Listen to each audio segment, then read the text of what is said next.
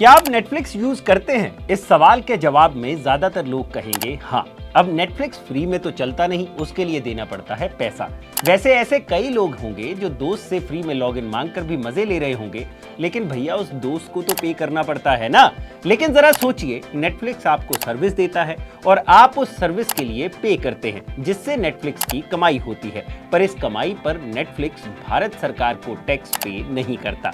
ये सुनकर वैसे झटका तो लगा होगा, क्योंकि हमारी तो छोटी मोटी इनकम पर भी टीडीएस काट लिया जाता है। तो ऐसे में एक रिपोर्ट छपी है जिसमें यह कहा गया है कि भारत का इनकम टैक्स डिपार्टमेंट अब नेटफ्लिक्स की स्ट्रीमिंग इनकम पर टैक्स लगाने पर विचार कर रहा है। क्या है पूरा मामला, चलिए जानते हैं। नमस्कार, मैं हूं भूपेंद्र सोनी और आप देख रहे हैं अनकट।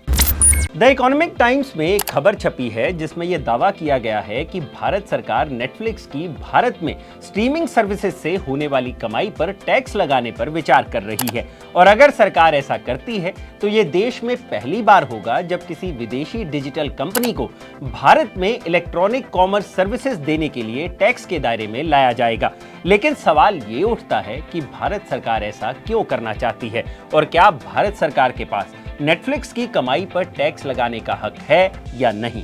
रिपोर्ट के मुताबिक इनकम टैक्स डिपार्टमेंट के लोगों का कहना है कि नेटफ्लिक्स का हेडक्वार्टर अमेरिका में है और यह दुनिया का सबसे पॉपुलर स्ट्रीमिंग प्लेटफॉर्म है। लेकिन भारत में इसकी परमानेंट एस्टेब्लिशमेंट भी है, यानी पीई भी है।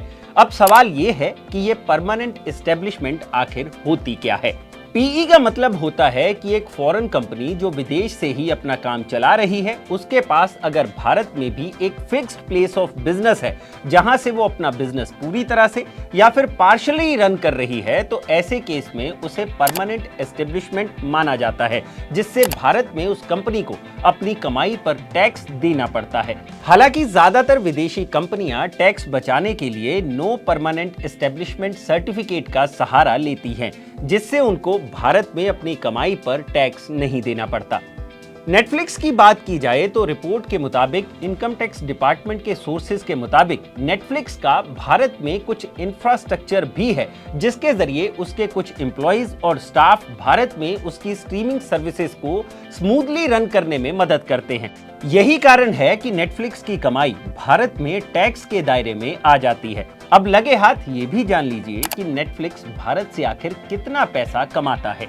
ईटी की रिपोर्ट में इनकम टैक्स डिपार्टमेंट के एक ड्राफ्ट की भी बात कही गई है, जिसके मुताबिक असेसमेंट ईयर 2021-22 में डिपार्टमेंट द्वारा नेटफ्लिक्स की 55 करोड़ की कमाई परमानेंट एस्टेब्लिशमेंट के जरिए असेस की गई है।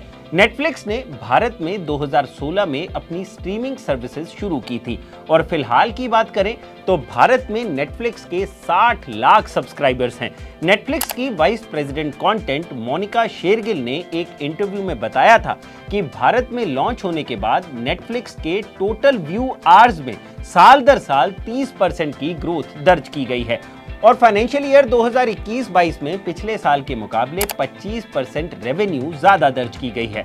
यानी अब हो सकता है कि भारत में होने वाली कमाई पर अब नेटफ्लिक्स को टैक्स पे करना पड़ जाए। हालांकि रॉयटर्स की रिपोर्ट के मुताबिक नेटफ्लिक्स ने फिलहाल इस मामले पर कोई रिस्पॉन्स नहीं दिया है। लेकिन जाते जाते एक बात आप भी समझ लीजिए कि अगर किसी कंपनी को अपनी कमाई पर टैक्स पे करना पड़ जाए और वो भी ज्यादा टैक्स पे करना पड़ जाए, तो उसकी भरपाई वो अपने ग्राहकों से ही करती है। तो आने वाले वक्त में हो सकता है भारतीयों को नेटफ्लिक्स देखने के लिए ज्यादा पैसा भी चुकाना पड़ सकता है। तो ये है नेटफ्लिक्स पर लगने वाले टैक्स की खबर की पूरी कहानी। अगर आपको यह वीडियो पसंद आया हो तो इसे लाइक और शेयर जरूर करें और जानकारी से भरे ऐसे ही और वीडियोस देखने के लिए सब्सक्राइब करें हमारा चैनल अनकट। शुक्रिया।